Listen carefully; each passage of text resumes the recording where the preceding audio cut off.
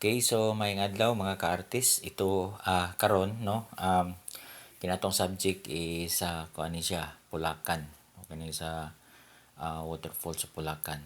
So nindot kay ni diha tungod kay gwapo kay ni nga busay no diha dapita. So mao ni akong gidrawing karon sa reels. So nginaot ko nga inyong suportaran ni ato ang mga simple vlog ug sa mga beginners nga mga artist na makakuha og mga idea dire.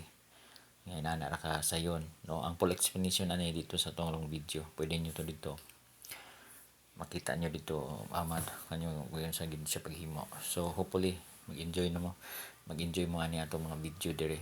So siguro maningkamot ang mga sunod pa napay mga nindot ng mga area nga atong mag-drawing, no? Kay kani kasi mga kuan ni mga kani mga video nga mga kani mga lugar nga mga ilado ra po diri sa tuwa. So hopefully no paki-follow, paki-share lang pud sa ato ang mga video. Kay hinaot ko nga kini nga mga vlog makatabang po ni sa daghan pa nga mga gustong mag-drawing. Salamat.